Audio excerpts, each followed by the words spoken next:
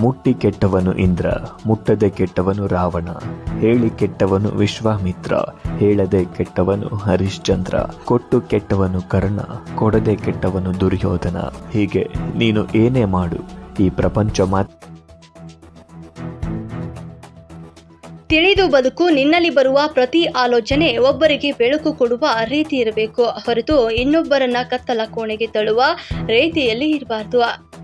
ಕಾಳಿಂಗ ಸರ್ಪದಲ್ಲೂ ಇರದಷ್ಟು ವಿಷಯ ಎಷ್ಟೋ ಜನರ ನಾಲಿಗೆ ಮೇಲೆ ಕಂಡುಬರುತ್ತದೆ.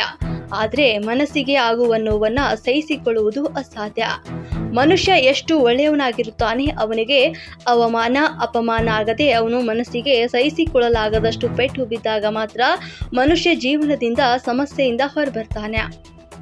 ಅಹಂಕಾರ ತಲೆಗೆ ಏರಿಸಿಕೊಂಡವನಿಗೆ ಯಾವತ್ತೂ ಕೂಡ ತನ್ನ ತಪ್ಪಿನ ಅರಿವಾಗುವುದೇ ಇಲ್ಲ. ನಮ್ಮ ಆಲೋಚನೆಗಳು ನಮ್ಮ ಜೀವನವನ್ನೇ ರೂಪಿಸ್ತವೆ. ವಿಧಿ ಮೋಸಗಾರನಲ್ಲ, ಆತ ಒಬ್ಬ ಅದ್ಭುತ ಕಲಾವಿದ. ನಾಲಿಗೆಯನ್ನ ಲೇಖನಿ ಮಾಡಿ, ಮನಸ್ಸನ್ನು ಕಲ್ಪನೆಯ ಹಾಳೆ ಮಾಡಿ, ಭೂಮಿ ಮೇಲೆ ಬದುಕು ಕೊಟ್ಟ. ಕರ್ಮನಾದ್ರೂ ಮಾಡು, ಧರ್ಮನಾದ್ರೂ ಮಾಡು ಎಂದು ಅವಕಾಶ ಕೊಟ್ಟಿದ್ದಾನೆ. ನಾನು ನನ್ನಿಂದ ನನ್ನದೇ ಎಂದು ನಾನಿಲ್ಲದೆ ಏನು ನಡೆಯದು ಎಂಬ ಭಾವನೆ ನಿಮ್ಮಲ್ಲಿ ಬಂದಿದ್ರೆ ಈ ಕೂಡಲೇ ಬಿಟ್ಟು ಬಿಡಿ. ಯಾಕಂದ್ರೆ ನೀವು ಬರುವ ಮುಂಚೆಯೂ ಜಗತ್ತು ನಡೆಯುತ್ತಿತ್ತು, ನೀವು ಹೋದ ನಂತರವೂ ಜಗತ್ತು ನಡೆಯುತ್ತದೆ. Download ShareChat. ಬದುಕು ನಮ್ಮದೇ ಆದ್ರೂ ಕೂಡ ಕೆಲವೊಂದು ತೀರ್ಮಾನಗಳು ನಮ್ಮದಾಗಿರುವುದಿಲ್ಲ. ಬಿರುಗಾಳಿ ಜೋರಾದ್ರೆ ದೋಣಿ ಮುಳುಗುತ್ತದೆ. ಅಹಂಕಾರ ಹೆಚ್ಚಾದ್ರೆ ವ್ಯಕ್ತಿತ್ವವೇ ಮಾಸಿ ಹೋಗುತ್ತದೆ. ಅವಮಾನ ಆದ ಕಡೆ ಸಂಬಂಧ ಬೇಡ, ಇಷ್ಟ ಇಲ್ಲದವರ ಜೊತೆ ಮಾತು ಬೇಡ.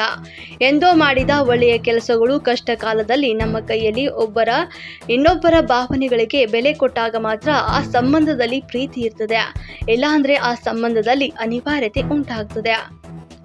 ಒಂದು ಕಲ್ಲು ಒಂದು ಸಾರಿ ಮಾತ್ರ ಮಂದಿರಕ್ಕೆ ಹೋಗುತ್ತದೆ, ಹೋಗಿ ಭಗವಂತನಾಗುತ್ತದೆ. ಆದರೆ ಪ್ರತಿದಿನವೂ ಮಂದಿರಕ್ಕೆ ಹೋಗುವ ಮನುಷ್ಯನು ಮಾತ್ರ ಕಲ್ಲಾಗಿಯೇ ಇರುತ್ತಾನೆ.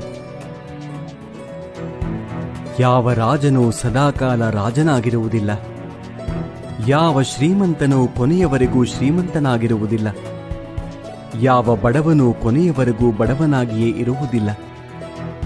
ಈ ಜಗತ್ತಿನಲ್ಲಿ ಯಾವುದು ಕೂಡ ಶಾಶ್ವತವಲ್ಲ. ಪರಿವರ್ತನೆಯೇ ಜಗದ ನಿಯಮವಾಗಿದೆ. Download share chat.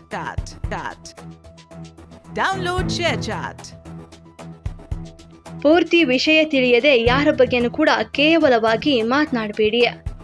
ಯಾವತ್ತೂ ಕೂಡ ಇನ್ನೊಬ್ಬರಿಗೆ ನಗಿಸದಿದ್ರೂ ಪರವಾಗಿಲ್ಲ ರೀ, ಇನ್ನೊಬ್ಬರಿಗೆ ನೋವನ್ನುಂಟು ಮಾಡಬಾರ್ದು. ಆಗಾಗ ನಾನು ಮೂರ್ಖನಾದೆ ಅಂತ ಚಿಂತಿಸಬೇಡ. ಸತ್ಯ ಅರಿವಾದ ಸಂದರ್ಭದಲ್ಲಿ ನಾವು ಇನ್ನೊಬ್ಬರಿಗೆ ಮಾದರಿಯಾಗುವಂತೆ ಬದುಕಬೇಕು. ಸತ್ಯದ ಮಾತುಗಳು ಮುಳುವಾಗುತ್ತವೆ. ಒಳ್ಳೆಯ ವ್ಯಕ್ತಿಗಳು ಕೂಡ ಎಂದಿಗೂ ಅರ್ಥವಾಗುವುದಿಲ್ಲ. ಸತ್ಯ ಹೇಳಿ ಕೆಟ್ಟವನಾದ್ರೂ ಪರವಾಗಿಲ್ಲ, ಯಾಕೆಂದ್ರೆ ಸುಳ್ಳಿನ ಮುಖವಾಡ ಒಂದಲ್ಲ ಒಂದು ದಿನ ಕಳಚಿ ಬೀಳುತ್ತದೆ. ಮುಖವಾಡವಿಲ್ಲದ ಸತ್ಯ ಶಾಶ್ವತವಾಗಿ ಹೃದಯದಲ್ಲಿ ಉಳಿಯುತ್ತದೆ. ಬಂಗಾರ ಇದ್ದ ಮಾತ್ರಕ್ಕೆ ಬದುಕು ಬಂಗಾರ ಆಗುವುದಿಲ್ಲ. ಮನಸ್ಸಿಗೆ ನೆಮ್ಮದಿ ಇದ್ರೆ ಮಾತ್ರ ಬಾಳು ಬಂಗಾರವಾಗಿರ್ತದೆ. ಹಿಂದೆ ಆದ ತಪ್ಪುಗಳನ್ನ ಮರೆತು ಬಿಡಿ, ಅದರಿಂದ ಕಲಿತ ಪಾಠಗಳು ಅಷ್ಟೇ ನೆನಪಿಟ್ಟುಕೊಳ್ಳಿ. ಬಡವನಾಗಬೇಡ. ಜೀವನದಲ್ಲಿ ಮನುಷ್ಯ ಎಷ್ಟು ನೋವು ಅವಮಾನ ಪಡ್ತಾನೆ ಅಷ್ಟೇ ಚೆನ್ನಾಗಿ ಬದುಕುತ್ತಾನೆ. ಅವನಿಗೆ ಛಲ ಅನ್ನೋದು ಇರಬೇಕು ಅಷ್ಟೇ. ನಾವು ಸತ್ ಮೇಲೆ ನಾವು ಕಟ್ಟಿಸಿದ ಮನೆಯಲ್ಲೇ ನಮಗ್ ಜಾಗ ಇರೋದಿಲ್ಲ.